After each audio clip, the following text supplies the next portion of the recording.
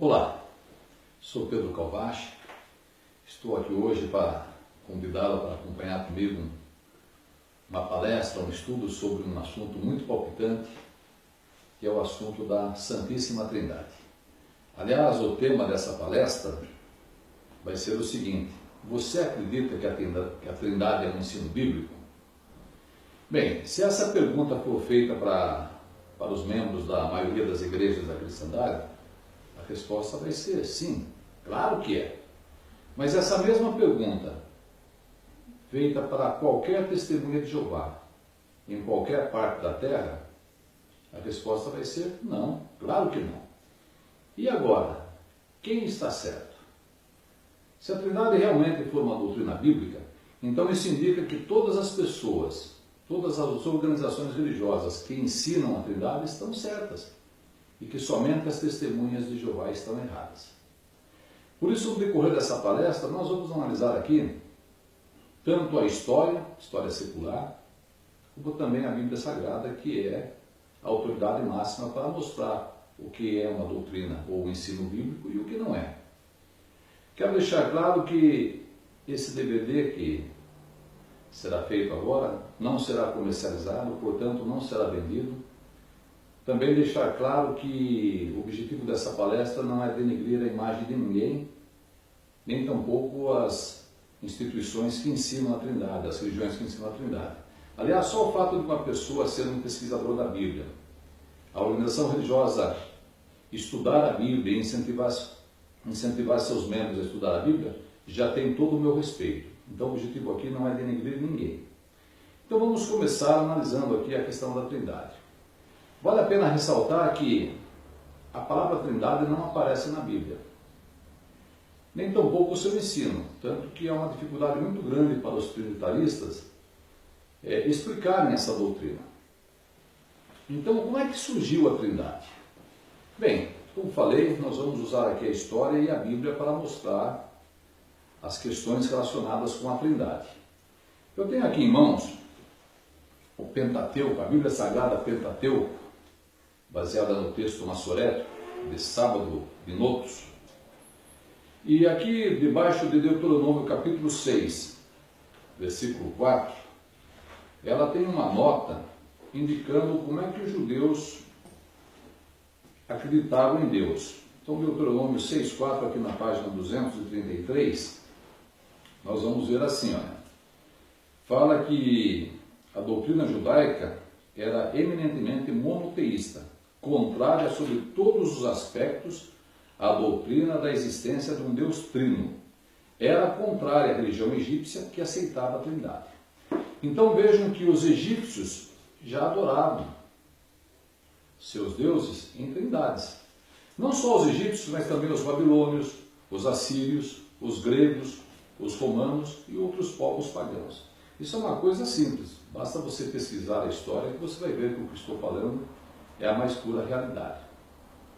Mas que dizer dos cristãos? Eu tenho aqui em mãos também o livro de H.G. Wells, História Universal, volume 2, e aqui na página 186, o historiador H.G. Wells, comentando sobre a história do mundo e também sobre a história do Império Romano, ele disse o seguinte, aqui na página 186, falando sobre quando Constantino começou a dominar o Império Romano. Diz assim: veremos dentro em pouco como toda a cristandade se divide mais tarde em discussões em torno da Trindade. Notem agora, não há nenhuma evidência de que os apóstolos de Jesus alimentassem tal doutrina. Então a história é clara em dizer que não há nenhuma evidência de que os apóstolos de Jesus alimentassem ou acreditassem na doutrina da Trindade. Bem, se a Trindade tem sua origem no paganismo, se a própria história mostra que nem os apóstolos de Jesus, e obviamente nem Jesus pregou a Trindade, então como é que surgiu essa doutrina no seio da chamada religião cristã, a ponto de ser considerada a doutrina central da religião cristã? E muitos dizem que para alguém se afiliar ao Conselho Mundial da Igreja, tem que ter a Trindade como sendo a sua doutrina principal, sua doutrina central. Então vamos voltar um pouquinho na história. No segundo século, líderes religiosos infiéis começaram a misturar as doutrinas bíblicas com as filosofias pagãs, as filosofias gregas, porque elas eram muito populares. Então isso começou a causar um racha, uma divisão no Império Romano, porque de um lado,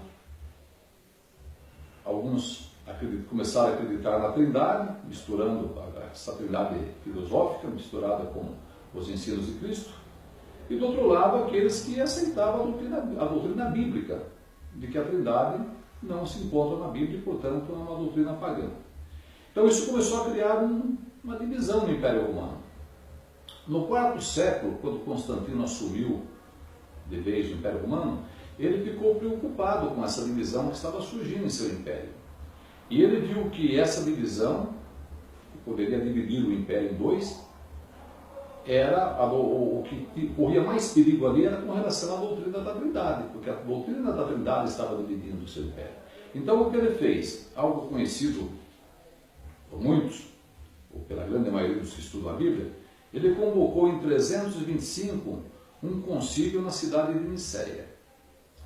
É interessante que o livro História Universal, aqui na página 221, cita alguns detalhes desse concílio. Então ele mostra que um jovem chamado Atanásio veio ali para defender a Trindade. E um senhor idoso, um presbítero chamado Ário, veio ali para defender que a Trindade não era bíblica, que Deus é um, Jesus é outro, e que, portanto, houve uma época em que Jesus não existia até que passou a ser criado. E Constantino, que era um adorador pagão do Deus Sol, ele estava ali para analisar quem estava com a razão. Mas como ele não entendia nada de assuntos teológicos, sabia muito pouco sobre o idioma grego, e o debate foi em grego, então Constantino se limitava em prestar atenção em como a assistência reagia àquele debate. Então, quando Ário, podemos até imaginar, Ário de um lado, Atanásio de outro, e Constantino sentado em um trono de ouro, segundo o que diz o livro aqui, e ele se limitava a observar a reação da assistência. Então, quando Atanásio começou a falar a respeito da doutrina da Trindade, que Jesus e o Pai eram a mesma pessoa, e que tinham o mesmo poder, os dois tinham o mesmo conhecimento de tudo, e assim por diante, então aquela assistência estava acordada, estava ali prestando atenção. Mas quando Ário começou a expor aquilo que a Bíblia realmente ensina, que Deus é um, Jesus é outro, e que houve uma época em que Jesus não existia até que passou a ser criado por Jeová, aí aquela assistência acordada, que estava prestando atenção, mudou. A ponto de que um tal Nicolau de Mira, São Nicolau, que é a cristandade, até mesmo Papai Noel, hoje em dia, vem de São Nicolau, lá da cristandade. Esse Nicolau de Mira levantou-se até onde Ário estava expondo suas ideias, seus pensamentos, e lhe deu um bofetão no rosto. Então, Constantino, vendo a reação da assistência, porque, inclusive, segundo relatos, quando Ário começou a expor os conceitos bíblicos, a assistência começou a tapar os ouvidos. E Nicolau de Mira foi até Ário e lhe deu um bofetão no rosto.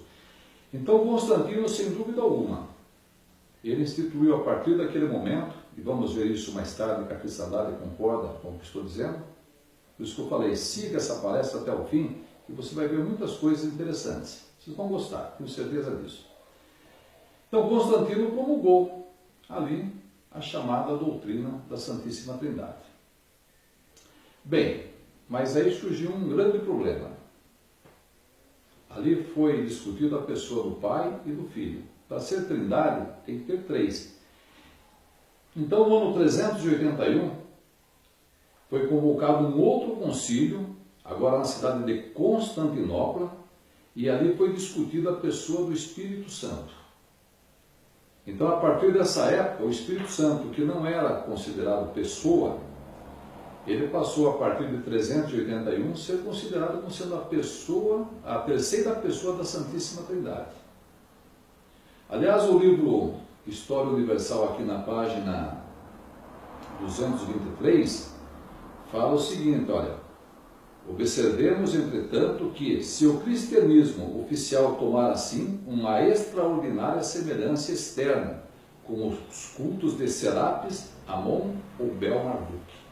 Então, mostrando que o cristianismo, então, a cristandade, passou a ter uma semelhança tremenda com os cultos que havia lá no Antigo Egito, que adoravam Trindade. E aqui vem dizendo que, aqui na página 224, fala assim, olha: e é bem manifesto que em muito da história do cristianismo desse tempo, o espírito de Constantino o Grande é tanto ou mais evidente do que o espírito de Jesus. Então, mostrando que Constantino, a partir daquele momento, promulgou, em 325, promulgou a Trindade. Em 381 foi discutido em Constantinopla ali que o Espírito Santo passaria a ser a terceira pessoa da Santíssima Trindade. E aí tomou essa forma muito parecida com os cultos pagãos dos egípcios, babilônios e assim por diante. Bem, mas aí surgiu uma outra questão. Se a Trindade coloca o Filho como sendo Deus, o Deus Filho, ele teve uma mãe quando esteve aqui na Terra. Então convocaram outro concílio na cidade de Éfeso, onde já havia adoração da deusa mãe, e Maria passou a ser mãe de Deus. Já em 451, fizeram outro concílio em Calcedônia, e ali promulgaram que Jesus tinha duas naturezas, 100% homem e 100% Deus. Com isso, os trinitaristas procuraram fechar todos os argumentos e todos os textos que mostram que Jesus, ele é menor que o Pai, como ele mesmo falou em João 14, 28, que vamos analisar mais para frente. Então, qual a reação do trinitarista? Não, ele é menor que o Pai porque ele estava na terra como homem. Se um versículo dá a entender de longe, que Jesus é Deus, está vendo? Aí ele está falando como Deus. Então, isso foi promulgado em 451 no Concílio de Calcedônia, onde podemos dizer que a expressão Deus Filho foi cunhada. Por isso que a Trindade diz que o Pai é Deus, o Filho é Deus e o Espírito Santo é Deus. Essa expressão Deus Filho é bom ressaltar que não aparece na Bíblia. Vamos ver mais à frente. A Bíblia aparece a expressão Filho de Deus, nunca a expressão Deus Filho, que veio, por assim dizer, de Calcedônia, 451, aquele concílio que houve ali. Bem, mas a cristandade, ela tinha que fazer muitas coisas para tentar substanciar essa doutrina. Então, o que os trinitaristas procuraram fazer? Procuraram mudar a Bíblia. Já que a Bíblia não ensina a Trindade, vamos mudar a Bíblia. Tanto que isso é verdade, eu tenho aqui em mãos dois folhetos. Este e este. Bem, o que eu quero destacar aqui? Em 1 Timóteo 3,16, você pode pegar as traduções Almeida, traduções católicas, e você vai ver que esse texto fala de Jesus. Algumas expressões usam essa expressão Hos, tem um acento para a palavra ter um som aspirado, Hos. Muitos traduzem como ele ou aquele. Mas então o que aconteceu? No 5º século,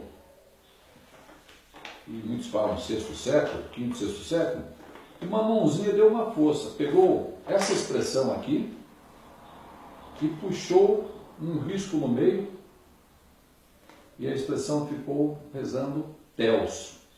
Então aquele ou ele virou Deus.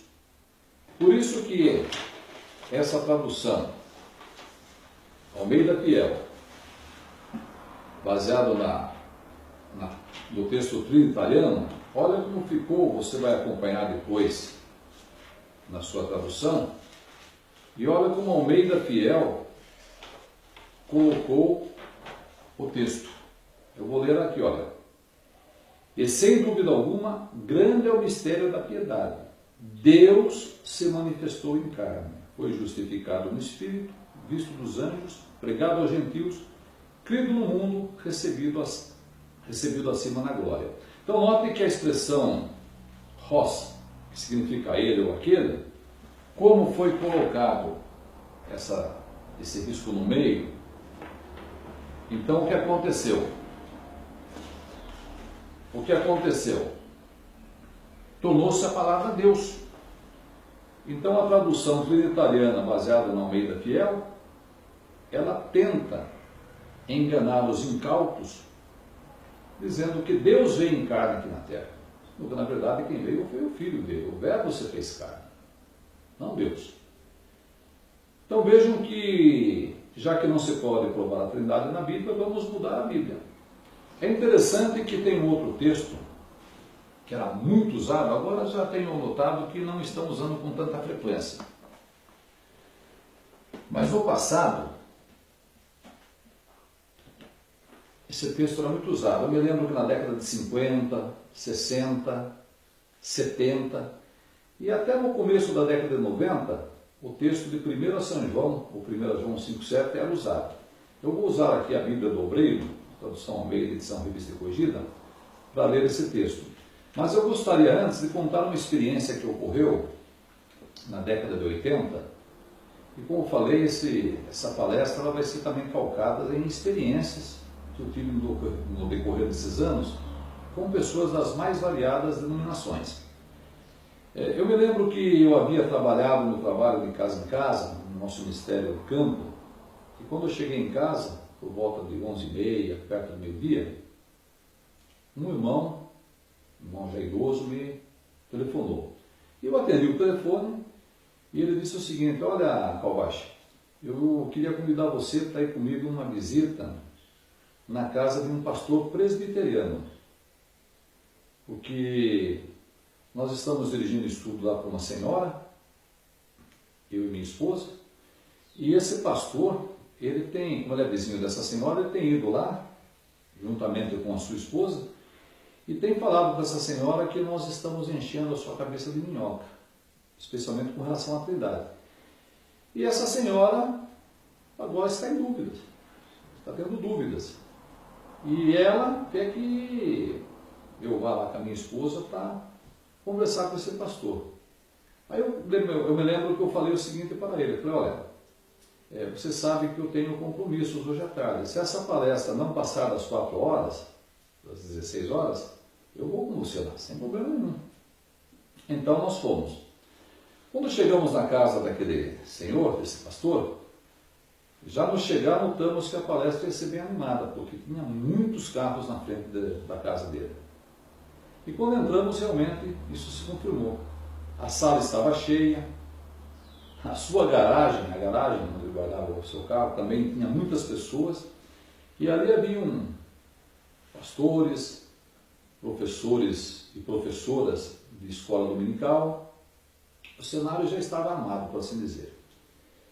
Então, eu me sentei na frente do pastor, esse irmão que me levou lá sentou aqui na cabeceira da mesa, outras pessoas também se sentaram, mas a maioria ficou em pé, porque não tinha lugar para todo mundo. Então, como eu tinha pouco tempo, eu tinha no máximo 2 horas para palestrar, eu já fui bem objetivo. Eu falei: quem é que vai conversar e defender a Trindade? Aí o pastor do lado, pastor, não, quem vai defender a Trindade sou eu. Eu falei: tá bom, então vamos fazer o seguinte: como vocês acreditam na Trindade, e nós não acreditamos, então o ônus da prova está sobre vocês. Vocês provem para nós que a Trindade existe. E aí, a senhora aqui vai tomar a sua decisão. E falei o seguinte: se vocês mostrarem para nós, ou mostrarem para mim, um texto que diga que os 3 estão no céu, Pai, Filho e Espírito Santo, e esses 3 são um, eu assumo a minha palavra de homem e de cristão. Vocês podem fazer um batismo hoje à noite na igreja presbiteriana, e eu me torno presbiteriano hoje. Estou assumindo esse compromisso. Quando eu falei isso, foi até interessante. Em pé, do meu lado esquerdo, havia um senhor já com uma certa idade. Ele falou para mim, se bateu no meu ombro, falou: o quê? Um texto que prove a Santíssima Trindade? Pastor, dá licença. 1 São João 5,7. Eu sempre usava esse argumento quando conversava com evangélicos. Como ali haviam pastores formados em teologia, catedráticos em idiomas, como era o caso desse senhor que estava na minha frente, que disse que falava 5 idiomas, eu achei que eles não iam cair nessa. Mas Para minha surpresa, o pastor falou, irmão, pode ler o texto. E aí ele leu, segundo o que está aqui na Almeida, edição revista e corrigida, a Bíblia do Obreiro, texto que você com certeza conhece muito, mas que nós vamos relembrar aqui, devido a essa experiência. Então ele leu assim, olha, porque 3 são os que testificam no céu, o Pai, a Palavra e o Espírito Santo, e estes 3 são um.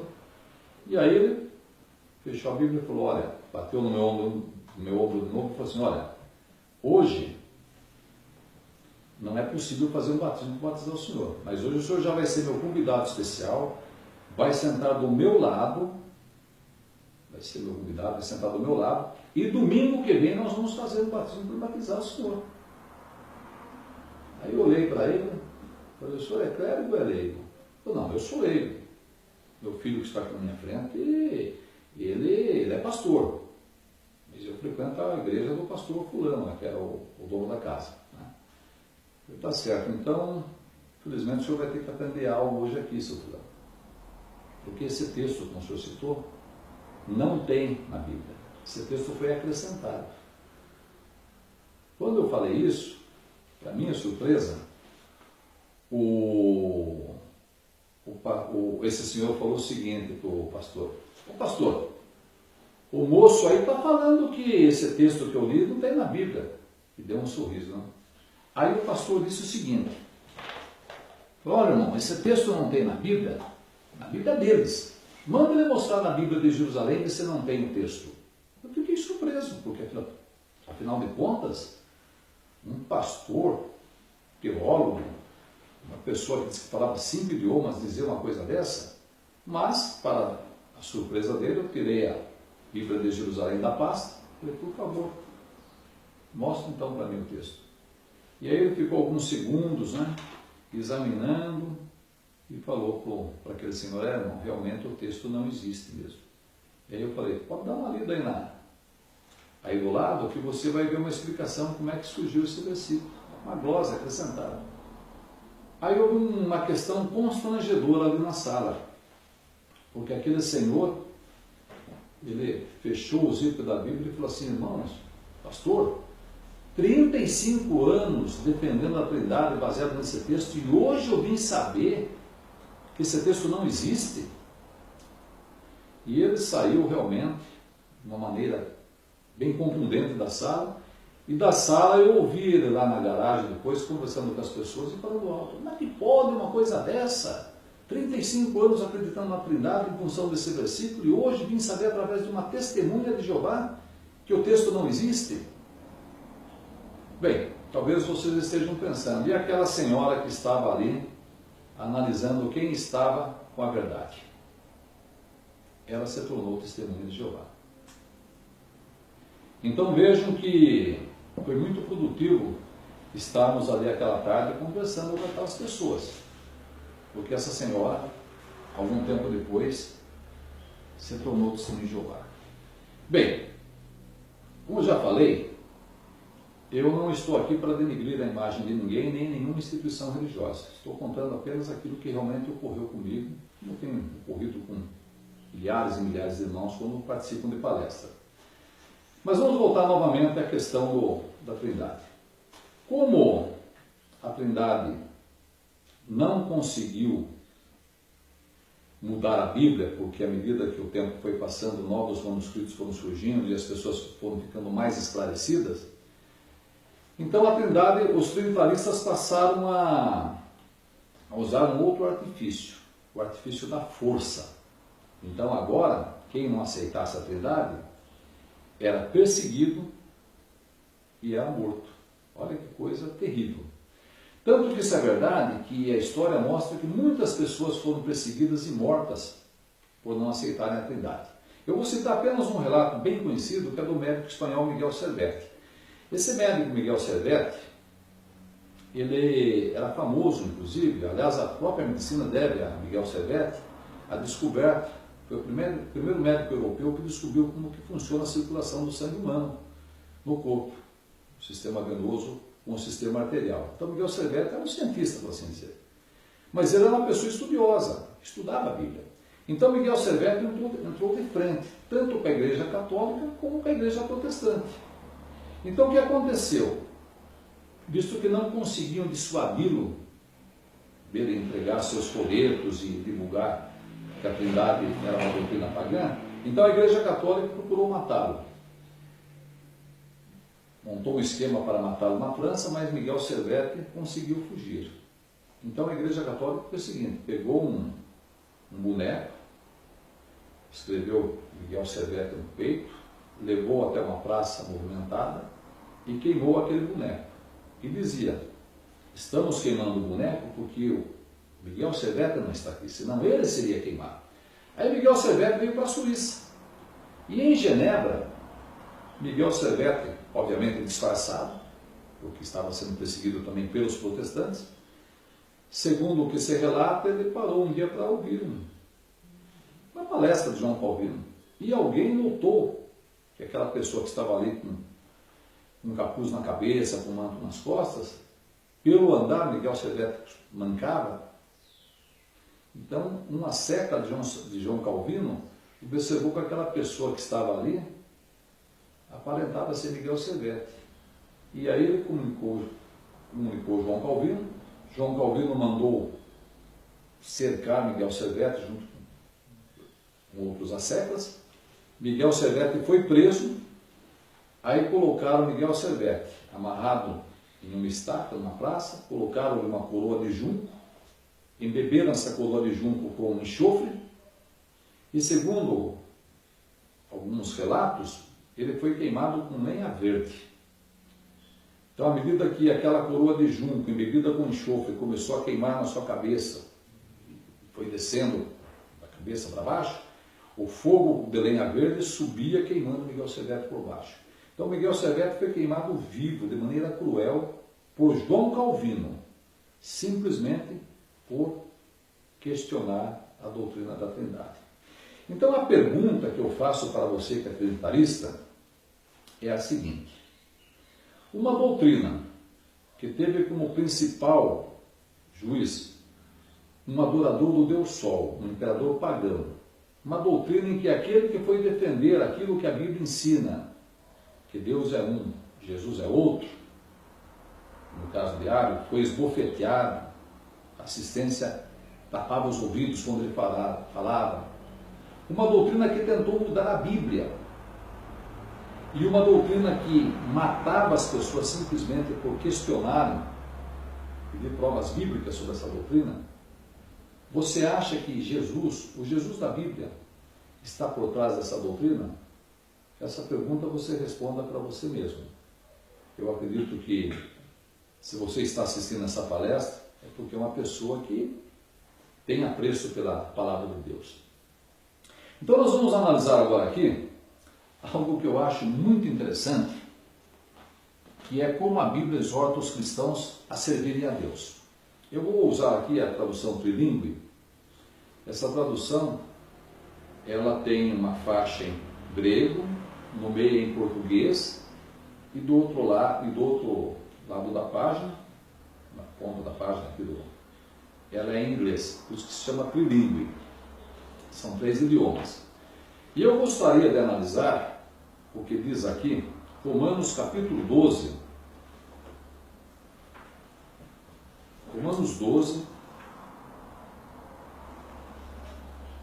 versículo 1. Olha o que diz esse texto aqui. Diz assim, olha, 12:1 de Romanos. Rogo-vos, pois, irmãos, pelas misericórdias de Deus, que apresenteis o vosso corpo por sacrifício vivo, santo e agradável a Deus. Notem, que é o vosso culto racional. Culto racional. Então a Bíblia está dizendo que nós devemos nos apresentar a Deus usando um culto racional. É interessante que outras traduções usam o termo faculdade de raciocínio. Se você pegar a parte em grego aqui, você vai ver que a palavra para culto racional ou faculdade de raciocínio é a palavra logik. Logik. Essa palavra logik dá origem à nossa palavra portuguesa lógica. Então é como se a Bíblia, por meio de Paulo, estivesse falando, olha, sirvam a Deus usando a lógica, usando a cabeça. Quando eu era mais jovem, eu usava muito chapéu. Então nós costumávamos brincar um com o outro, né? Eu e meus irmãos, né? Os colegas também usavam chapéu. Cabeça não foi feita só para usar chapéu, a cabeça foi feita para pensar. E eu, como era carroceiro, dirigia carroças puxadas por animais, então, para livrar-se do sol inclemente, sol forte, usava chapéu. Aliás, as pessoas naquela época, a maioria usavam chapéu. Não tem nada contra o chapéu literal, porque eu usei muito isso. Mas eu quero voltar novamente ao seguinte, então a Bíblia está falando para servir a Deus usando o culto racional ou a faculdade de raciocínio, e a palavra aqui é lógica. É interessante quando você começa a provar a Trindade, a provar que a Trindade não tem base bíblica, é comum o trinitarista falar, você está usando a lógica aí. Isso é lógica. Não pode usar a lógica. Mas espera um pouco, então a Bíblia está errada, porque está mandando servir a Deus usando a lógica. A palavra grega aqui é lógica. Se você que está me assistindo agora tiver uma tradução em grego, pode pegar Romanos 12:1 e você vai encontrar a palavra login. E se pegar qualquer dicionário, qualquer léxico bíblico do grego, você vai ver que a palavra login tem a ver com lógica. Então, assistir Jeová, sim, usam a faculdade de raciocínio, usam a lógica. Então, ao contrário do que muitos querem dizer, que Jeová é doutrinada pela torre de vigia, isso não é verdade. Quando você se torna filho de Jeová, você aprende a raciocinar. Esse é o grande diferencial, inclusive nas palestras. Tem muitas palestras por aí rodando, filmadas. Eu não tenho nenhuma, mas tem muitas palestras aí.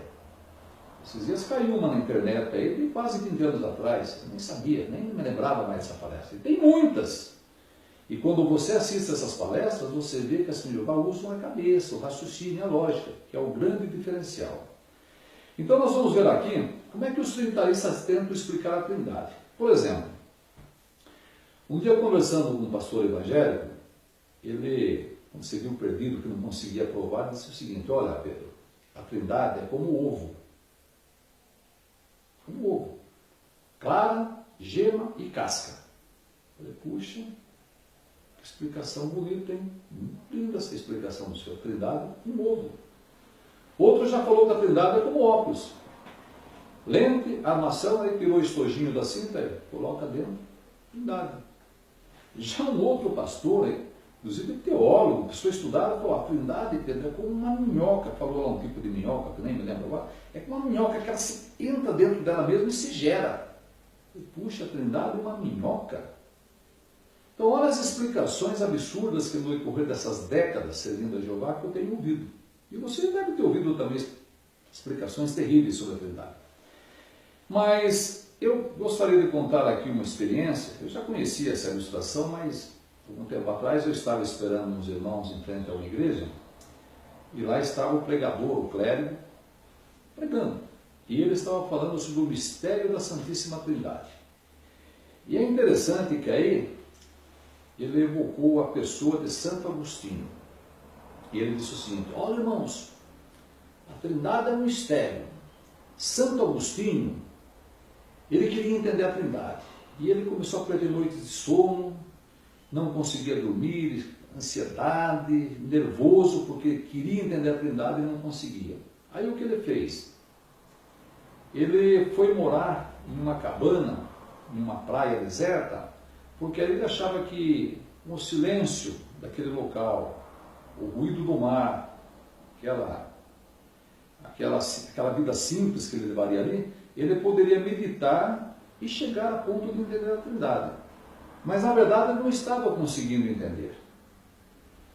Aí conta-se que numa certa madrugada, Santo Agostinho levantou-se e foi caminhar na praia, descalço, para se acalmar, e quem sabe ali ele poderia receber uma revelação de Deus, dizendo como era realmente a Trindade. E aí ele foi andando naquela praia deserta, né, madrugada, e ele viu ao longe um garotinho com uma canequinha na mão, fez um buraquinho ali no chão, na praia, e com aquela canequinha ele corria até o mar, pegava a água do mar com aquela canequinha e jogava naquele buraquinho. Aí Santo Agostinho foi se aproximando, chegou perto do garoto e ia para o garoto, corria até o mar lá com a canequinha, pegava a água e jogava no buraquinho. Aí Santo Agostinho disse que cruzou os braços, olhou para o garoto e falou: garoto, você está fazendo o que aí? Aí o garoto falou para ele o seguinte: olha, eu vou pegar toda a água do mar com essa canequinha e jogar dentro desse buraquinho aqui. Aí Santo Agostinho falou: ô menino, que é isso? Pôs a mão carinhosamente na cabeça do garoto e falou: imagine, menino, você nunca vai conseguir colocar toda a água do mar com essa canequinha dentro desse buraquinho. Imagine. Aí o garotinho olhou para Santo Agostinho e falou: olha, é mais fácil eu colocar toda a água do mar com essa canequinha nesse buraquinho do que você entender a Trindade, viu? Sabe quem era o garoto, irmãos? Era o menino Jesus. Santo Agostinho nunca mais se preocupou com a Trindade. Agora a pergunta é: parece isso uma história real ou parece mais um conto de carochinha? Muita gente acredita nisso. Então vejam como tento explicar a Trindade. Bem, eu tenho aqui em mãos, por isso que vale a pena você acompanhar essa palestra. Tem muita coisa interessante. Muitas coisas, obviamente, que é de conhecimento comum, mas tem muitos detalhes. Por exemplo, eu tenho aqui em mãos essa revista adventista, a revista adventista de julho de 2007, O Deus da Bíblia. Conheça 10 razões bíblicas para crer na Trindade. E eles se esforçam para explicar a Trindade. Quero dizer que essa revista aqui, adventista de julho de 2007, a página é a página 12. Quero mandar um abraço aqui para os adventistas, tenho muitos amigos adventistas. Sempre que posso assisto a TV Novo Tempo, programas maravilhosos, didáticos. Então nada contra a instituição nem contra pessoas. Simplesmente achei interessante a maneira como eles tentam explicar que é a Trindade. Então preste atenção. Aqui na página 12 diz assim, olha, a unidade divina.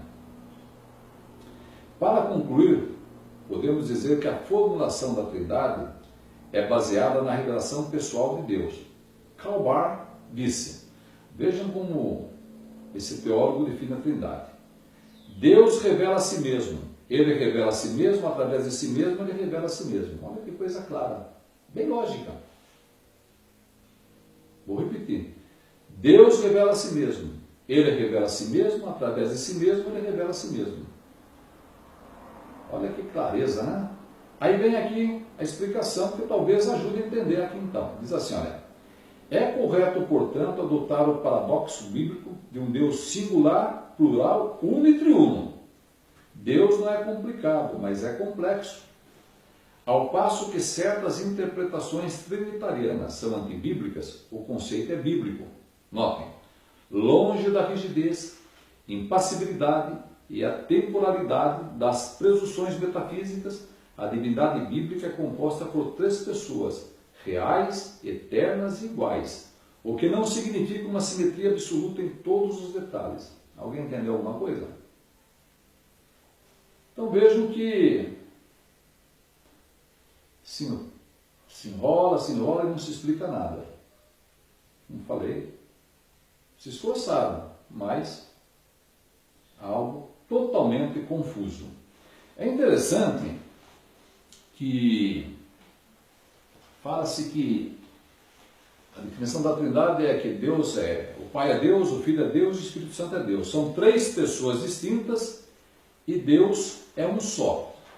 Essa é a definição do dogma da Trindade, o código atanasiano, o credo atanasiano. Mas eu gostaria de ver, de analisar com vocês, essa tradução aqui é a Bíblia Rei Jaime. E aqui na página 254, ali quando Jesus chega para ressuscitar Lázaro, no capítulo 11 de João, veja que interessante. E veja que lógica que existe aqui, olha. João capítulo 11, versículo 41. Então diz assim, olha. Então tiraram a pedra, João 11, 41. Então tiraram a pedra da entrada do lugar onde o homem morto estava deitado. E Jesus, levantando seus olhos aos céus, agradeceu. Pai, dou-te graças porque me ouvistes. Então, o texto é claro. Jesus na terra, o Pai no céu, e ele ora a Deus. Pai, dou-te graças porque me ouviste. Aí vem a explicação. Tem o número 8 aqui pedindo para examinar o pé da página. Número 8. Jesus já havia orado, mas ora novamente em voz alta para que o povo creia. Notem, que ele e o Pai são a mesma pessoa. Olha que coisa lógica. Ele na terra, o Pai no céu, ele ora ao Pai, e agora a explicação aqui do pé da página diz que ele orou para que as pessoas que estavam lá acreditassem que ele e o Pai são a mesma pessoa. Tem lógica, né? Olha que interessante. Você acredita nisso, né? Bem, mas aqui citou ele e o Pai. Então vamos ver agora a Trindade completa. Página 473. Página 473. Vamos ver aqui agora a Trindade completa. Diz assim, olha. Aqui está citando Filipenses 2,6. Então o texto fala: o qual, tendo plenamente a natureza de Deus, não reivindicou o ser igual a Deus. Aí tem um número 4, pedindo para o leitor examinar o pé da página. Diz assim, olha, Cristo é Deus. Eles, juntamente com o Espírito Santo, são a mesma pessoa com funções diferentes. Espera um pouco.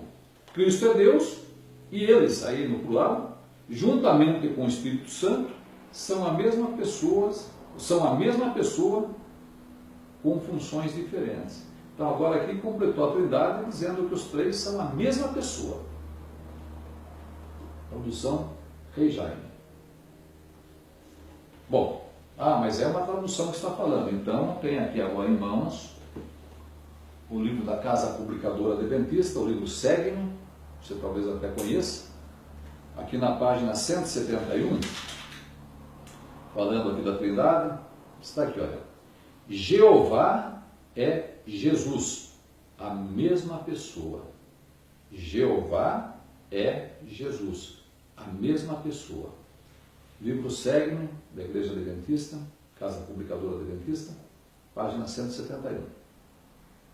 Então a questão é, tem lógica, né? Tem lógica. Então estão percebendo o diferencial quando se usa a faculdade de raciocínio? Bem, mas muitos talvez queiram dizer o seguinte: não, são três pessoas, né?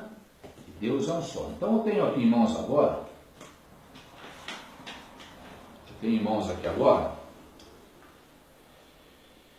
o Cristologia, Doutrina de Cristo, Pneumatologia, Doutrina do Espírito Santo, página 34, curso de Teologia para o Instituto Alfa, Assembleia de Deus. Olha a explicação que dá aqui agora. Nomes que revelam sua comunhão com o Pai e o Filho. Um dos maiores mistérios que a Bíblia contém é o que trata da Trindade. Notem, três deuses distintos pessoais, mas que ao mesmo tempo são apenas um. Três deuses. Ali, os três de uma pessoa só. Agora aqui, três deuses. Então, é claro, quando o trinitarista fala de Trindade, o Deus Pai, o Deus Filho e o Deus Espírito Santo, está falando de três. É óbvio. Na cabeça do trinitarista, talvez ele não queira externar isso, porque vai contra o dogma que ele acredita ou diz acreditar. Mas, na verdade, na cabeça deles são três. Eu me lembro que, em certa ocasião, eu estava conversando de casa em casa e um senhor muito humilde me atendeu. E quando começamos a raciocinar sobre a questão de Deus e Jesus, ele disse o seguinte para mim: olha, meu amigo, você vai querer dizer para mim que são dois? Jesus falou, eu sou a videira, meu pai é o lavrador, você vai querer dizer para mim que são dois? Dois é singular, meu amigo. Eu dei risada. Só podia dar risada. Mas analisando bem, uma pessoa muito humilde falou que dois é singular. Mas as pessoas estudadas falam que três é singular. Então esse homem está no lucro. Por que dois é singular? Mas aqueles que falam que 3 se transformam num só, esse senhor humilde está no lucro. Ele falou 2. Os trinitaristas, né, estudados falam que são 3.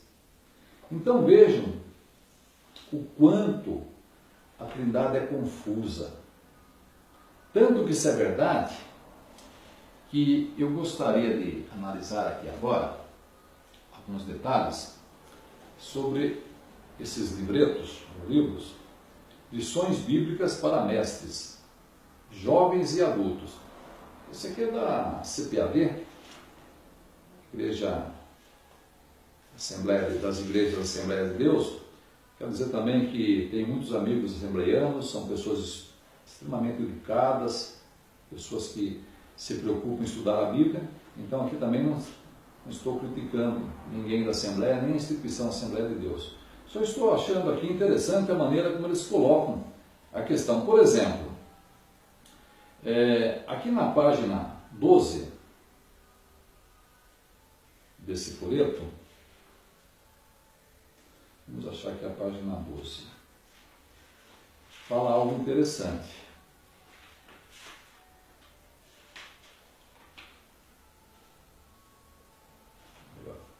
Essa outra aqui.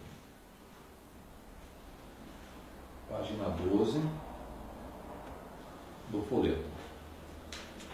Eu estou citando aqui lições bíblicas jovens e adultos da Assembleia de Deus, segundo trimestre de 1997.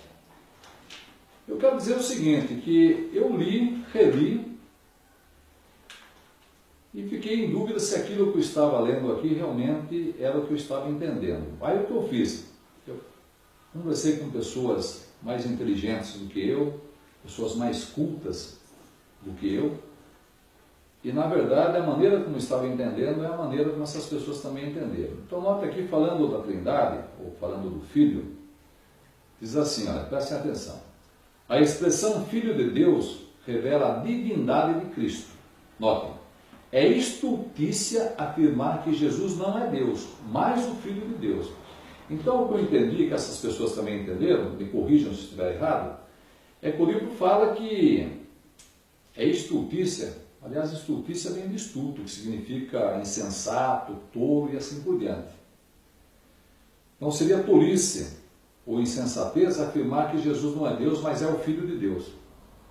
Espera um pouco. Quando Jesus foi batizado, o que o Pai falou do céu? Este é meu filho. Então estaria Deus sendo tolo ou insensato em falar que aquele era o filho dele? Lá em Mateus 16, quando Jesus perguntou quem ele era, lembra o que Pedro falou? Tu és o Cristo, o Filho do Deus vivente. E Jesus não falou, não, eu sou Deus. Não, ele não falou isso. Jesus elogiou a Pedro. O próprio Jesus, quando alguém cita lá João 10,30, totalmente fora do contexto, no capítulo 10, 36, Jesus fala, vocês querem me apedrejar porque eu disse que sou filho de Deus? Então, estaria sendo Jesus insensato, tolo, quando ele falou que ele era filho de Deus? Porque o que dá a entender aqui é que aqueles que falam que Jesus é filho de Deus são tolos, insensatos, usa a expressão estulto. Então vejam que fica realmente muito complicado quando alguém tenta explicar essa doutrina. Bem, mas aí tem uma saída, né? Aqui na página 13 do mesmo livro, falando sobre a Trindade, diz assim, ó, no tópico 5. Trindade é um termo técnico. O termo Trindade não aparece na Bíblia. Aí continua aqui. É um mistério divino que ultrapassa a nossa razão. Então, como você consegue explicar, então debita-se na conta do mistério. Você concorda com isso? Então, quando não consigo explicar algo, isso é um mistério. Bem, recentemente eu estava vendo na internet um bacharel em teologia da Igreja Batista. Ele até parece-me que tem até um instituto apologético. E ele estava tentando, se esforçando para explicar para uma pessoa que escreveu a ele a Trindade. E ele estava ali, se debatendo para explicar. Aí ele roda, fala que a Trindade é quem só se entende pela lógica, mas que na verdade é um mistério, que não se pode usar a lógica humana para tentar entender a Trindade, e que ela é um mistério. Então eu fico pensando, né? Acho que não é mais fácil a pessoa se humilhar e admitir que essa doutrina não é bíblica? Não é muito mais fácil? A pessoa fica brigando, né? Tentando contrariar uma coisa tão clara, que é o fato de Deus ser o Pai, Jesus ser o Filho e o Espírito Santo ser a força ativa que emana tanto do Pai como do Filho. Muito bem. Agora, voltando aqui, eu até gostaria de contar aqui uma história, uma experiência. Há algum tempo atrás, eu tinha como vizinho um irmão nordestino, um irmão fantástico, fora de série de irmão. E nós costumávamos, durante a tarde ou às vezes de manhã, ir tomar café num bar japonês também muito simpático, que tinha ali perto, chamado Chico. E é interessante que quando chegávamos ali, esse irmão nordestino abraçava o Chico, né, o japonês, abraçava o Chico e dizia o seguinte: o Chico é o maior cientista que tem na Terra. Ele consegue pegar 3 coisas deliciosas e maravilhosas, que é café, água e açúcar, e transformar nessa coisa horrível que ele chama de café.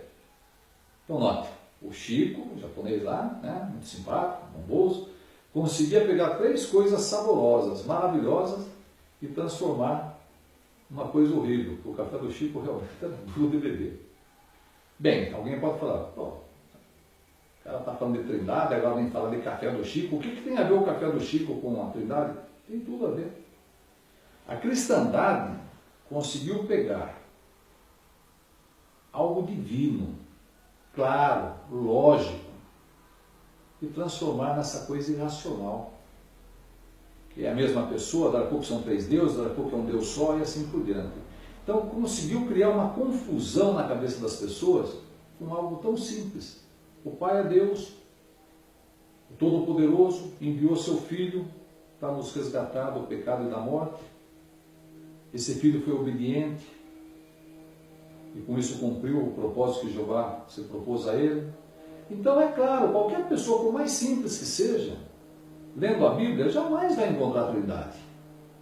Mas conseguiram, assim como o Chico transformou coisas maravilhosas, café, água e açúcar, em algo terrível, a cristandade pegou coisas simples na Bíblia e transformou num mistério. Então a questão é a seguinte: a quem você segue? Você é trinitarista.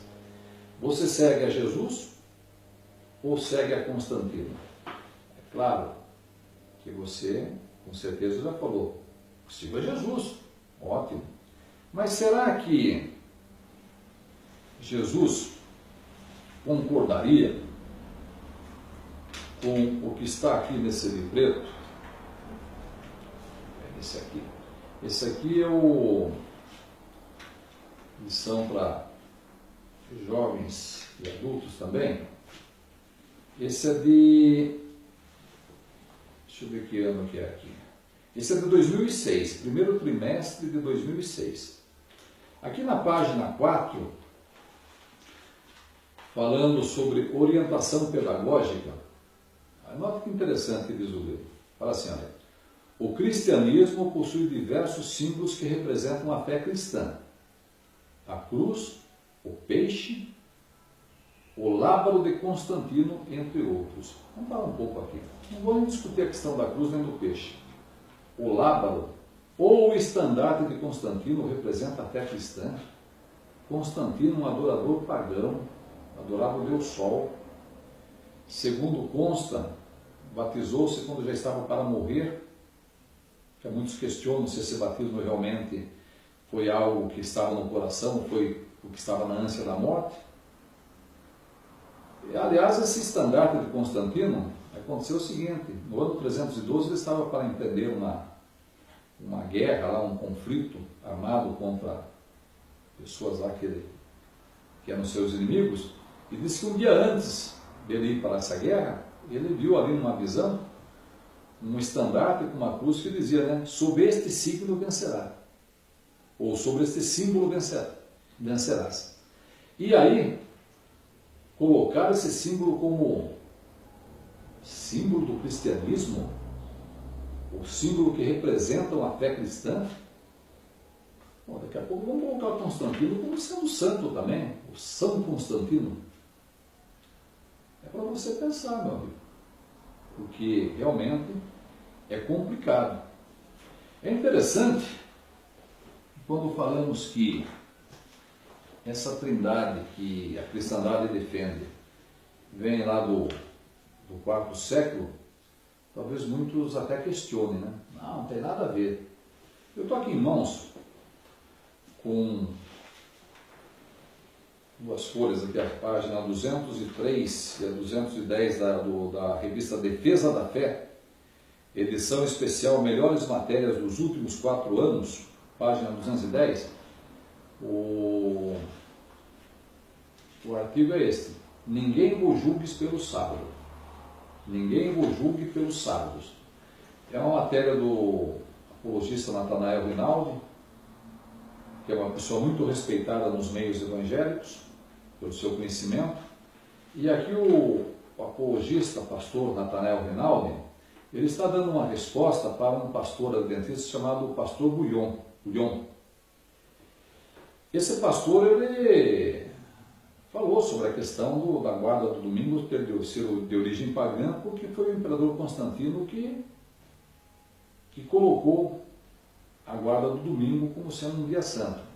Aí o apologista Nathanael Rinaldi, dando uma resposta em forma de perguntas para o pastor Bullion, ele diz assim aqui na página 210, revista Defesa da Fé, edição especial Melhores Matérias dos Últimos 4 Anos. Diz assim: as testemunhas de Jeová ensinam em seus livros que a doutrina da Trindade foi firmada no Concílio de Nicéia em 325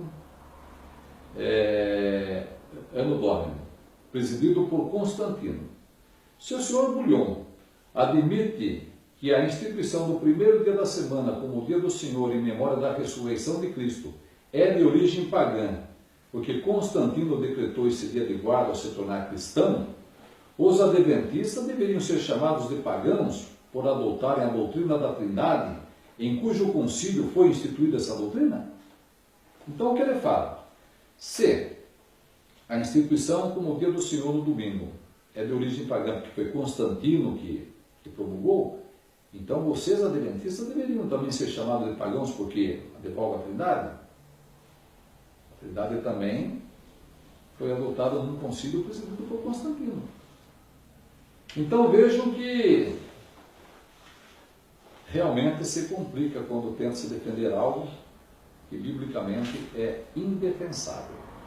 Muito bem, agora nós vamos falar sobre os contrastes encontrados entre a Bíblia e a doutrina da Trindade. Eu gostaria de começar analisando aqui, primeiramente, João 17:3. João capítulo 17, versículo 3. Visto que a Trindade é algo assim difícil de entender, né? Vamos ver se biblicamente isso se torna veraz. É um texto muito conhecido, você já conhece, obviamente, mas nós vamos analisar aqui. Então, João 17:3, numa oração que Jesus fez quando estava para ser morto, e ali estava ele e seus 11 apóstolos fiéis, então Jesus disse: isto significa vida eterna, que conheçam a ti, o único Deus verdadeiro, e aquele que tu enviastes, Jesus Cristo. É difícil entender isso? Jesus orando ao Pai: olha, isto significa vida eterna, que conheçam a ti, como o único Deus verdadeiro, e a Jesus, aquele que tu enviastes. É interessante que aqui ele não falou que a vida eterna estava incluído aqui a pessoa do Espírito Santo, a tal de Trindade. Ele falou de Deus e dele. e falou que o conhecimento verdadeiro de Deus, como sendo o único Deus verdadeiro, e de Jesus, a quem esse Deus verdadeiro enviou, estava atrelado à vida eterna. Mas espera um pouco. Se a Trindade é um mistério, e a Trindade está envolvida as pessoas de Deus, de Jesus, e supostamente de uma terceira pessoa, Espírito Santo, como é que alguém pode ter vida eterna se é um mistério? Se é um mistério, então isso é vedado. Isso está sendo vedado a mim conhecer, porque é um mistério. Mas que bom, né? Que nem Jesus, nem os apóstolos ensinaram esse mistério, né? Essa doutrina pagã. Então você que é trinitarista, procure analisar bem. Conhecer a Deus, como sendo o único Deus verdadeiro, o Pai de Jesus, e a Jesus, o Jesus da Bíblia, como aquele a quem Deus enviou para salvar a humanidade, isso pode fazer com que você venha a ter vida eterna. Então note que é o conhecimento de Deus e não o mistério que leva a vida. Vamos analisar aqui outro texto. João 14, 28. Lembra que eu falei no começo na nossa palestra que a gente ia voltar nesse texto? João 14, 28. Diz assim, olha. Vocês ouviram que eu lhes disse: vou embora e vou voltar para vocês. Se vocês me amassem, se alegrariam de que vou para o Pai, pois o Pai é maior do que eu. Ah, não, mas ele falou porque estava 100% homem, Concílio de Calcedônia. Essa foi uma das brechas que tentaram colocar ali para fechar. Então, olha, Calcedônia agora nós falamos que Jesus é 100% homem e 100% Deus. Quando alguém citar textos que falam que o Pai é maior do que ele, então ele estava com o homem. Que saída não? Só que vamos voltar aqui para Mateus capítulo 20. Porque quando Jesus falava que o Pai era maior que ele, era isso mesmo que ele queria dizer. Não queria falar outra coisa. Não tente colocar palavras que Jesus não falou. Era isso que ele queria dizer, que ele era menor que o Pai. Aqui no capítulo 20 de Mateus, é uma passagem que você conhece bem, é quando a mãe de João e Tiago chega até Jesus e faz um pedido para Jesus. Capítulo 20, versículo 20 de Mateus. Diz assim, olha. Aproximou-se dele então a mãe dos filhos de Zebedeu, com seus filhos, e curvando-se diante dele, pediu-lhe algo. Ele lhe perguntou: o que você quer? Ela respondeu: declare que estes 2 filhos meus se sentarão, um à sua direita e outro à sua esquerda, no seu reino. Jesus disse em resposta: vocês não sabem o que estão pedindo. Será que podem beber o cálice que estou para beber? Disseram-lhe: podemos. Ele lhes disse: de fato vocês beberão do meu cálice. Notem agora: mas sentar-se à minha direita e à minha esquerda não cabe a mim conceder. Esses lugares pertencem àqueles para quem meu Pai os preparou. Espera um pouco. Ela está pedindo algo aqui para o futuro. Olha, como você estiver no seu reino, faça com que um filho meu sente à tua direita e outro à tua esquerda. E o que Jesus falou? Negativo. Sentar à minha direita e à minha esquerda não compete a mim, mas compete a meu Pai. Ele sim é que designa. E Jesus, nessa situação, já estaria no céu, porque isso aqui ela joga para o futuro. Perceberam? Então, quando Jesus fala o Pai é maior do que eu, é óbvio que está falando aquilo que realmente é. O Pai está sempre acima de Jesus. Jesus sempre, como filho obediente, está submisso ao Pai. Vamos aqui para João 1,18. Vou pegar aqui, para não falar que eu estou usando tradução, porque muitos falam, só usa a tradução Novo Mundo. Nós usamos qualquer tradução para provar as nossas doutrinas. Não precisa ter uma tradução específica. Pode-se usar qualquer tradução da cristandade. João 1,18. Então, lemos da seguinte forma aqui na tradução trilingue, que é a parte em português aqui é a própria tradução Almeida. Então, João 1,18 diz assim, olha: ninguém jamais viu a Deus. O Deus unigênito que está no seio do Pai é quem o revelou. Então, quando João fala aqui que ninguém jamais viu a Deus, é óbvio que ele está falando ninguém. Ninguém é ninguém. A expressão Deus unigênito, que algumas traduções tentam mudar para Filho unigênito, mas a expressão aqui é Theos monogenes, significa o único Deus gerado. Então, Jesus é um Deus gerado. Se ele é gerado, alguém o gerou. Agora a pergunta é, e Jeová? Teve alguém que gerou Jeová? Responda, trinitarista. Responda para você mesmo. Muitos anos depois que Jesus já havia voltado ao céu, 1 João 4,12, talvez muitos que assistam esse vídeo digam, está citando aí textos que nós conhecemos. Está certo, vocês conhecem o texto. Mas a questão não é só conhecer, a questão é aplicar da maneira correta. 1 João 4,12, aqui muitos anos depois que Jesus já havia voltado ao céu, olha o que o mesmo apóstolo João fala. 1 João 4,12. Ninguém jamais viu a Deus. Ninguém jamais viu a Deus. Se amarmos uns aos outros, Deus permanece em nós e o seu amor é em nós aperfeiçoado. Então o ponto é, Jesus na terra passou aqui 33 anos pregando, convivendo com as pessoas, e depois que ele voltou ao céu, João continuou dizendo, Deus nunca foi visto por ninguém. Perceberam? Então, é uma questão de lógica, é uma questão de simplesmente analisar a Bíblia como ela realmente é. Mas vamos ver aqui um outro texto. Mateus 24:36. Mateus 24:36. Você também conhece, obviamente, mas vamos relembrar aqui.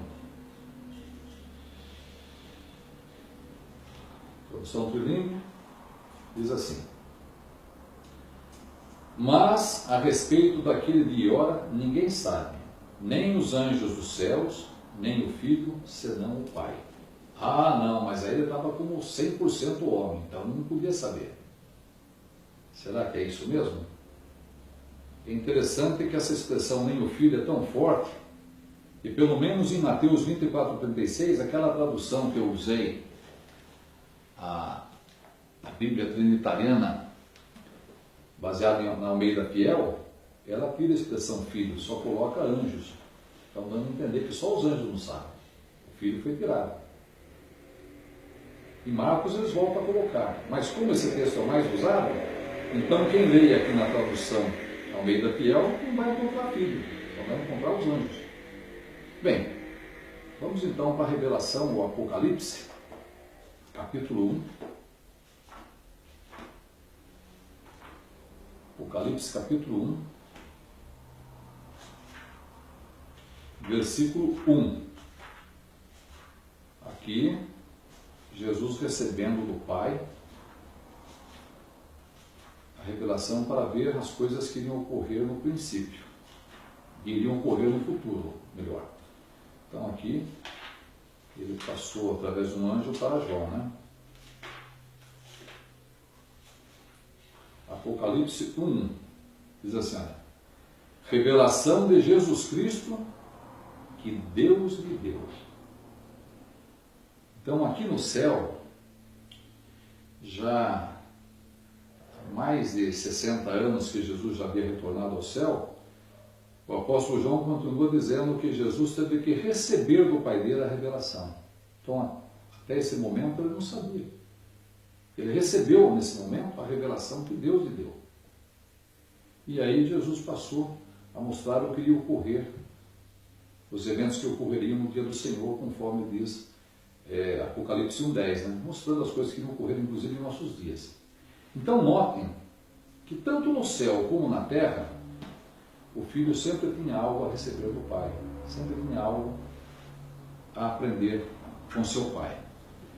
E isso realmente faz com que Jesus seja uma pessoa da mais plena confiança, uma pessoa extremamente dedicada a Deus, seu Pai. Mas agora eu gostaria de analisar aqui algo que eu acho simplesmente fora do comum.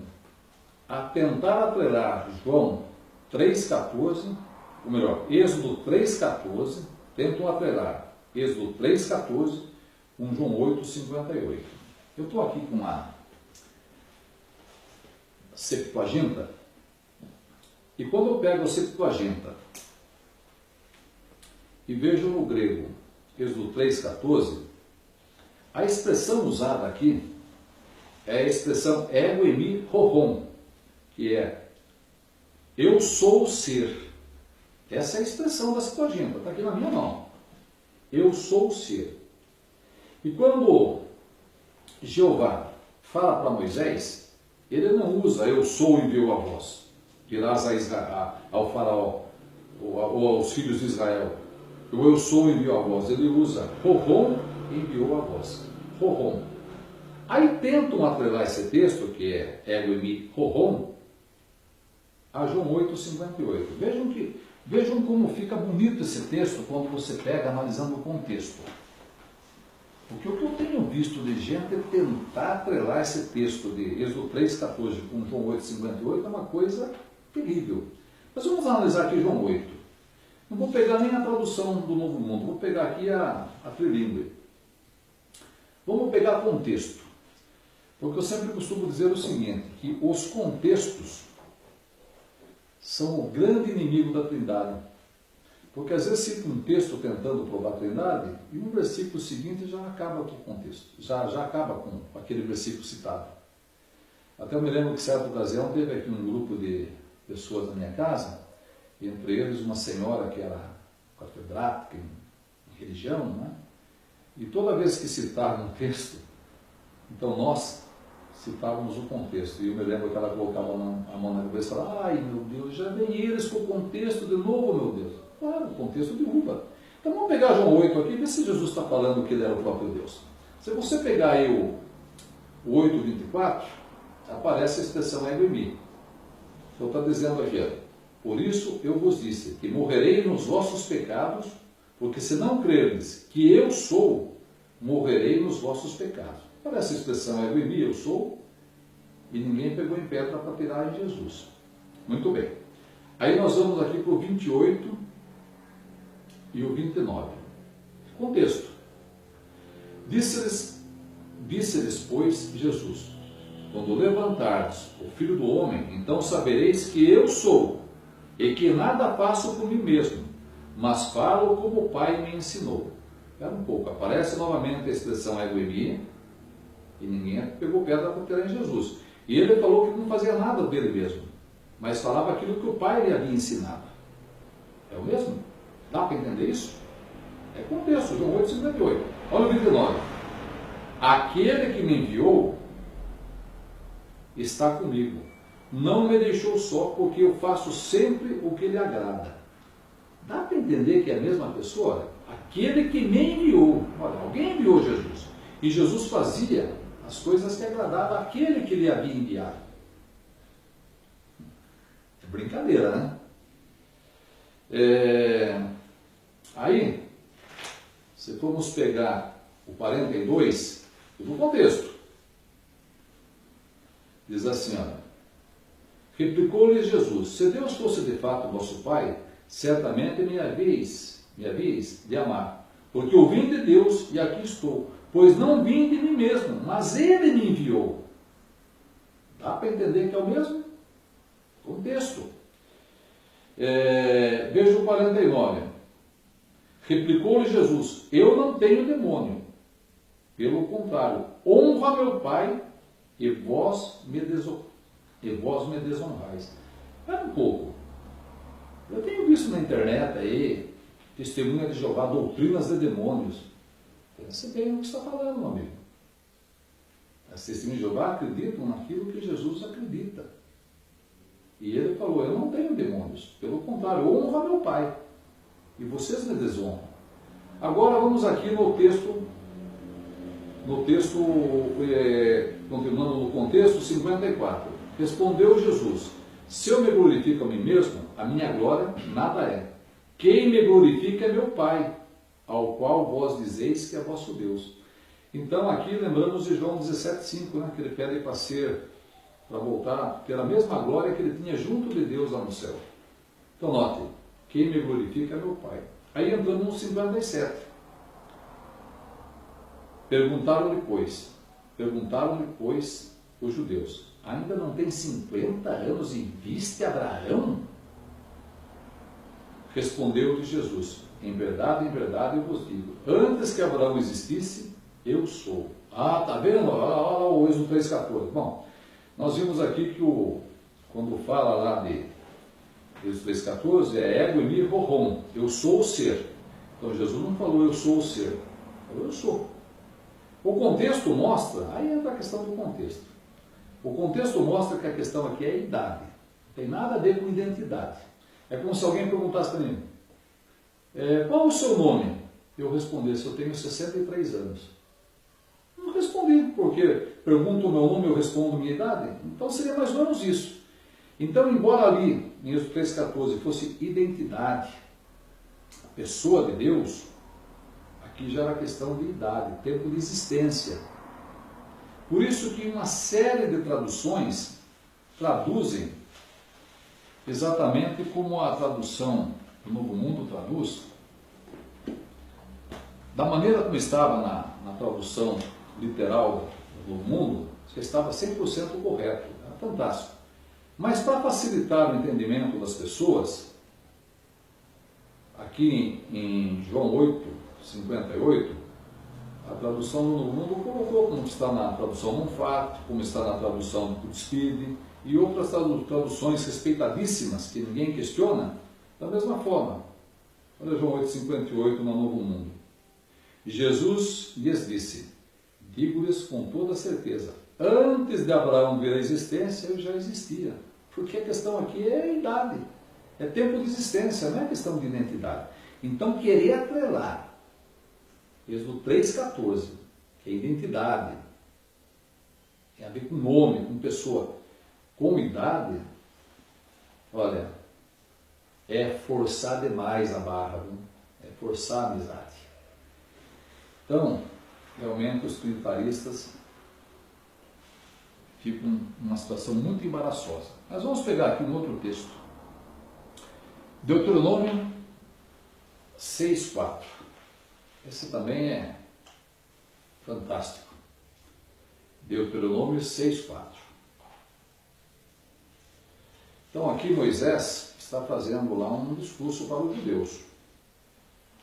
E aí quando chega aqui no 4, Moisés diz assim, olha, escute, ó Israel, Jeová, nosso Deus, é um só Jeová. Então o que os trinitaristas tentaram fazer agora? Isso é uma ofensa para o Deus da Bíblia, uma ofensa para o Deus de Israel. Aqui, uma palavra Deus é Elohim, Elohim é plural de Deus. Então, Moisés está falando de uma trindade, negativo. Olha o 14. Não sigam outros deuses, nenhum dos deuses dos povos ao seu redor. Os povos pagãos, os egípcios, os babilônios, aquele pessoal todo, adoravam trindades. Moisés está contrastando. Nosso Deus, se eu falo, eu estava conversando com meu irmão na casa dele, e ele sempre falava, nosso pai, olha o que estou falando que tem um pai só. A expressão nosso pai já indica que é um pai só. Então, quando Moisés fala, nosso Deus, já matou tudo. Nosso Deus, um só. É um só Jeová, e aqui ele usa a palavra errade, ou echade, conforme alguns falam, que significa numeral um. Então, querer dizer que Moisés estava aqui falando de trindade, é forçar a barra, hein? É forçar a amizade. Olha o contraste com o versículo 34, ou o versículo 14, né? Não sigam outros deuses. É interessante, e quando você pega aqui o dicionário Weiner, dicionário Weiner aqui na página 95,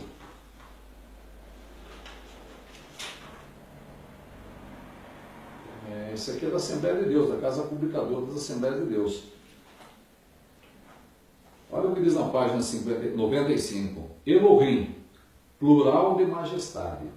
Então aqui a questão é plural de excelência, plural de majestade.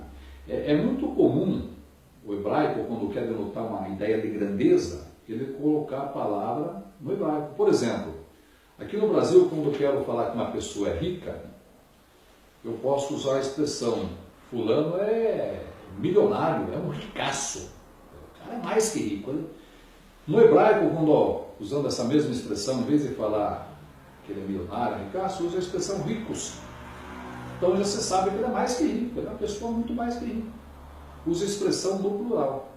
Tanto que essa é verdade, e quando se quer falar, por exemplo, quando se falou lá de José, o grande senhor lá do Egito, que em Gênesis 42:30, aqui os filhos de Jacó falando lá sobre aquele homem que eles não sabiam ainda que era o irmão dele, José. Então os irmãos de José falando lá para Jacó, o homem que é senhor do país falou conosco. Espera um pouco. O homem que é senhor do país. Sabe qual a expressão que eles usaram aqui? Usaram a expressão senhores. Usaram a expressão senhores, porque ele era mais que um senhor, ele era, comandava lá o país. Usou a expressão aqui, Adoné. Por quê? Porque José ali era mais do que um simples senhor. Era usado como um plural de excelência, de alguém que realmente era maior. É interessante que, quando eu pego aqui esse livro, Os Nomes de Deus, de Hermes Barreto, um senhor pastor evangélico, aqui nesta página, aqui no final, falando aqui de Elohim, ele fala assim, Elohim, Deus e não deuses, visto que trata-se do plural majestático. Então, mostrando que os próprios pastores evangélicos, quando são pesquisadores, estudiosos, eu gostei desse livro, um livro muito bom. Eles mostram que Elohim é plural de majestade, não porque se aplica, quando se aplica ao Deus verdadeiro. Tanto que muitas vezes, ou na maioria das vezes, quando fala de Jeová, o verbo sempre está no singular. No princípio, Deus criou. A palavra ali é Elohim, mas o criar está no singular, não fala deuses criaram. E isso é uma grande verdade, porque quando foi traduzido o hebraico para o grego, os tradutores da Septuaginta, sempre colocava teós para Deus, não teoi, mostrando que eles entendiam que ali se aplicava a um Deus único, a um Deus singular, não a uma pluralidade de deuses. Aqui em Marcos 12:29, Jesus citando lá Deuteronômio 6:4, olha o que ele fala aqui, 12:29. Jesus falando. Jesus respondeu, o primeiro é, ouve, ó Israel, Jeová nosso Deus é um só Jeová. É um só Jeová. Aliás, aqui, eu gostaria de fazer um lembrete aos meus queridos amigos adventistas, a quem eu respeito, eu quero muito bem. Quando vocês falam que Deus é uma trindade, lembre-se que vocês estão violando já o primeiro mandamento. Hein? O primeiro mandamento mostra que Deus não tem ninguém dentro dele, não tem nenhum outro Deus dentro dele. Uma trindade já coloca dois dentro dele. Então lembre-se disso, só um lembrete. Muito bem, nós vamos agora voltar aqui para 1 Coríntios 15, 27 e 28.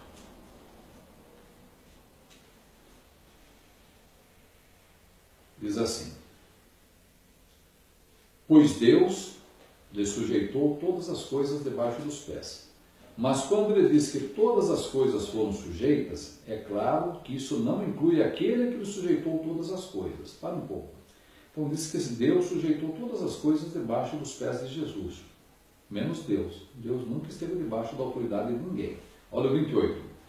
Quando todas as coisas lhe tiverem sido sujeitas, então o próprio Filho também se sujeitará àquele que lhe sujeitou todas as coisas, para que Deus seja todas as coisas para com todos. Então, mostrando aqui claramente que, tanto no céu como na terra, o Filho está sujeito ao Pai.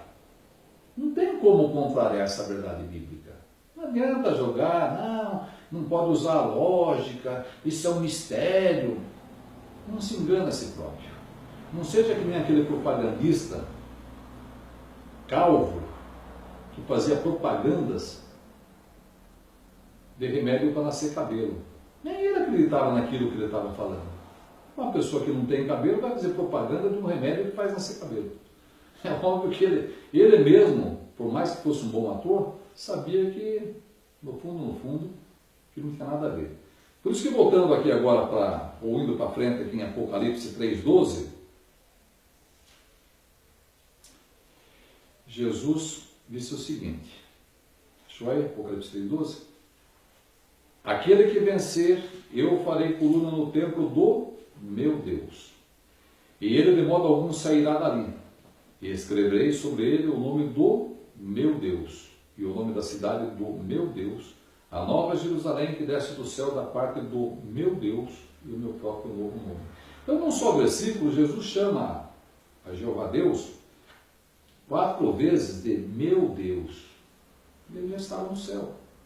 Agora me mostra um único versículo que mostra Jeová chamando alguém de meu Deus. Porque Jesus tinha alguém que era o Deus dele. Paulo, no seu começo de cartas, nas suas cartas, no momento ele começa, né? O Deus e Pai de nosso Senhor Jesus Cristo.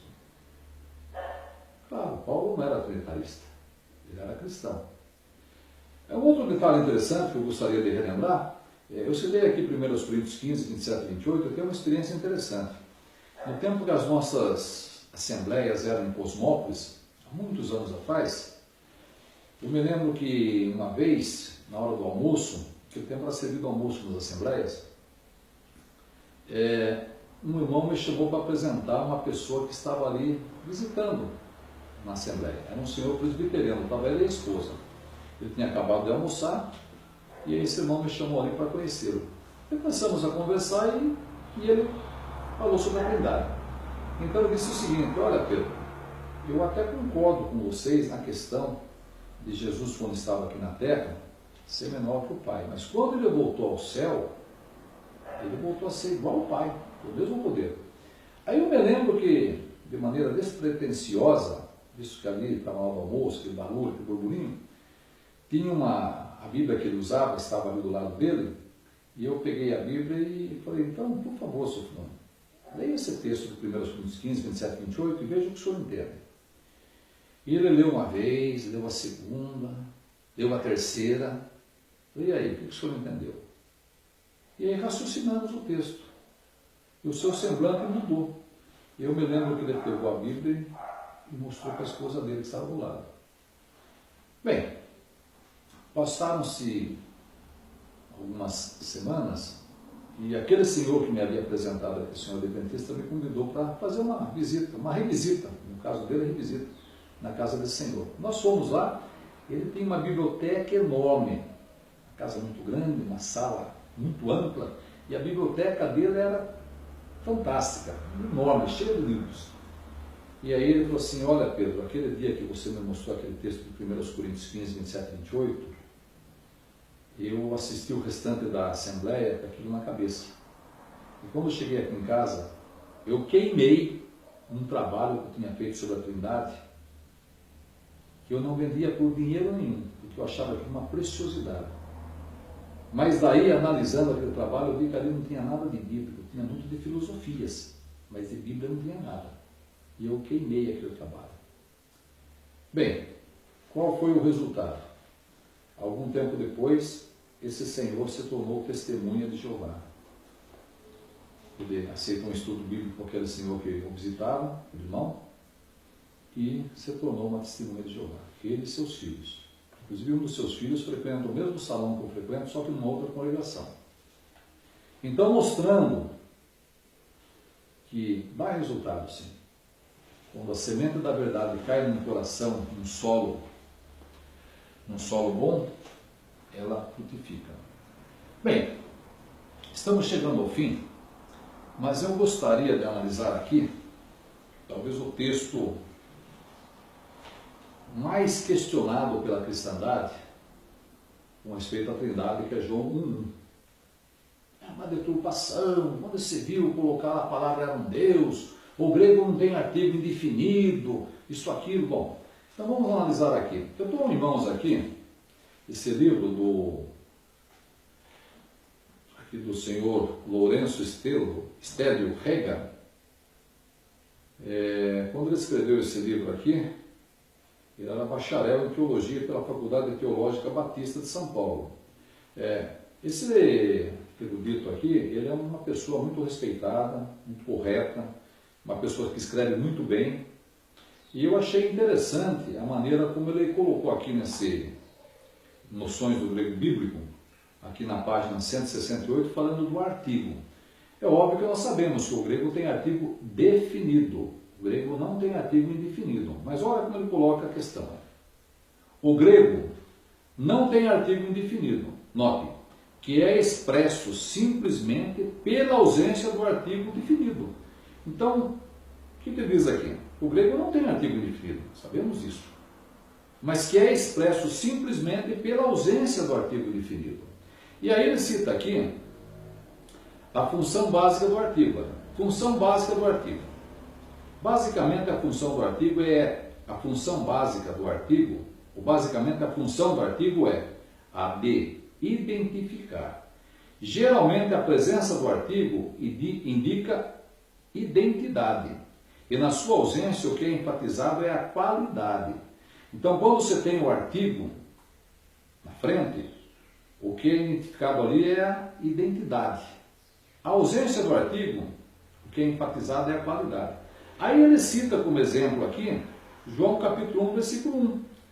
Então está aqui, ó, a palavra estava com Deus, vai estar aqui entre parênteses, com a pessoa de Deus. E a palavra era Deus, ou, entre parênteses, era de qualidade ou essência divina. Então note, esse livro é claro.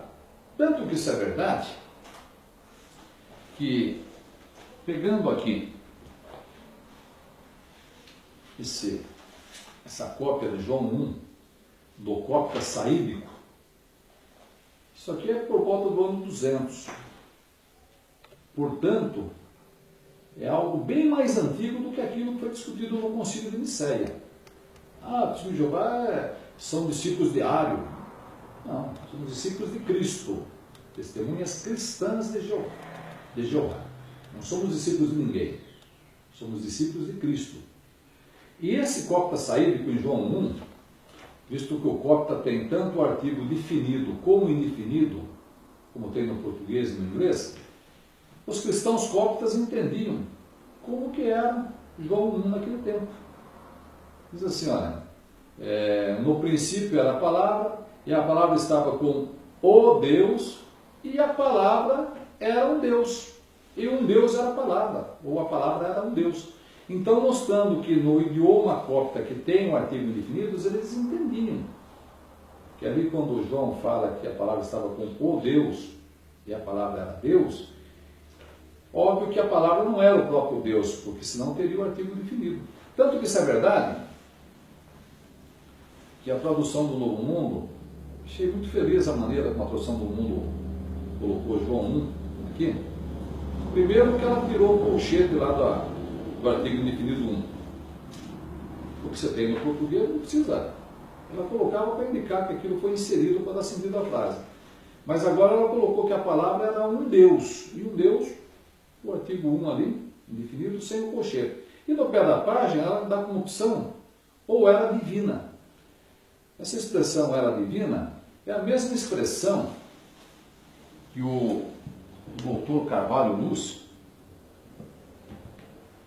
aqui no Novo Testamento Interlinear, aqui em João 1, é uma tradução que tem o grego em cima e o português embaixo, uma excelente tradução também. E ele coloca aqui em João 1 da seguinte forma: no princípio era a palavra estava com o Deus, e Deus era a palavra. Mas ele coloca como opção também a palavra era divina. Então, mostrando que, mesmo pessoas que, provavelmente esse senhor até seja utilitarista, não sei, mostra que a palavra divina é uma opção correta também a ser traduzida. A tradução do Novo Mundo colocou no pé da página. Era um Deus ou era divina.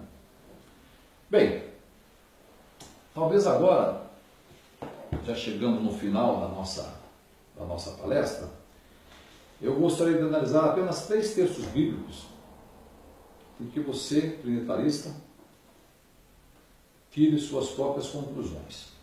O primeiro texto que eu vou ler aqui é de 1 João 4,15.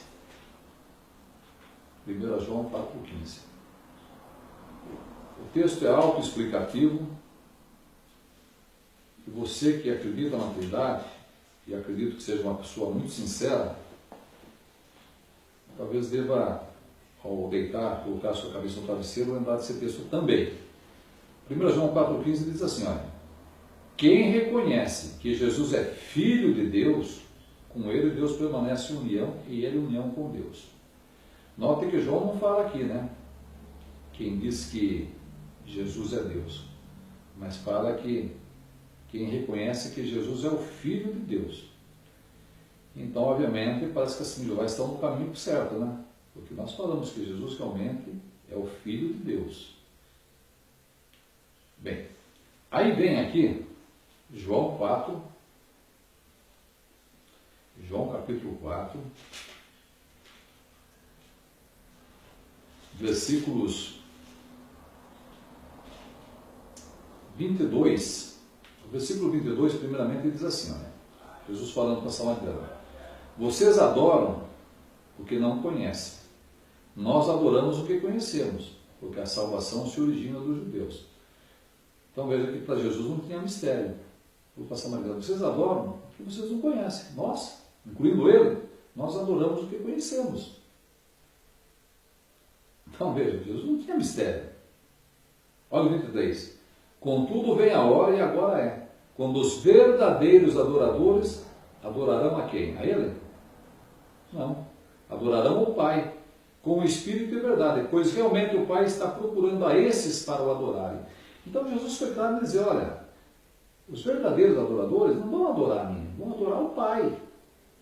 Porque é muito comum você ouvir trinitarista falar assim, olha, o filho é adorado, o pai era adorado no passado adorava seu pai, hoje tem que adorar o filho. Mas Jesus jogou o verbo aqui para o futuro, os verdadeiros adorarão. Então é óbvio que nós adoramos o verdadeiro Deus por meio do seu Filho Jesus Cristo. Claro isso. Então para nós, existe um só Deus, conforme fala 1 Coríntios 8, 5 e 6, um só Deus, que é Jeová, e um só Senhor, que é Jesus Cristo, pelo meio do qual, ou por meio do qual, todas as coisas são possíveis. Então nós entendemos plenamente que Jesus é o meio que nos leva a Deus. E agora, finalizando, eu gostaria de raciocinar com vocês o que diz 2 Timóteo, capítulo 2, versículo 5. Diz assim, e mesmo nos jogos, quem compete não é coroado, a menos que tenha competido segundo as regras. Então o que Paulo está dizendo aqui? Que mesmo nos jogos, se alguém competir, mas não seguir as regras, ele não recebe o prêmio. Ilustrando, imagine que alguém jogando bola marque um belo gol, mas se ele estiver impedido, óbvio que o juiz vai anular, porque ele não seguiu as regras. Até numa competição, esse pessoal que gosta de lutas, imagine que um lutador leve o outro a nocaute, mas se ele usou um golpe baixo, essa luta ele perde. Mesmo que o outro esteja desmaiado ou nocauteado, o juiz dá a vitória para aquele que competiu segundo as regras. Se isso se dá com humanos, tem que competir segundo aquilo que é regra, ou segundo aquilo que são regras, o que dizer da Bíblia? Óbvio que Jeová tem suas regras. E aquele que quer servir a Deus, servindo a Deus da forma como ele acha que deve ser, e não segundo aquilo que Deus quer que ele faça, obviamente que essa pessoa poderá ter a grande decepção de não receber o prêmio final, que é a vida eterna. Então, por isso, pense nisso. Eu costumo até brincar com aquela propaganda que tinha no passado, né? Não faça do seu carro uma arma. Eu digo para você, Não faça do seu dogma uma arma, porque a vítima pode ser você. Então sirva a Deus segundo as regras dele, segundo as regras que ele estipulou na sua santa palavra, a Bíblia Sagrada. Por isso, encerrando aqui agora, né, eu quero que você não fique magoado comigo, com aquilo que eu falei, porque afinal de contas eu procurei passar aquilo que a Bíblia mostra, tanto na questão histórica, como mais importante ainda, na questão bíblica. Por isso, analise, pense, reflita, e a próxima vez que for conversar com o Senhor Jeová, atenda-o com carinho e muita atenção. Obrigado.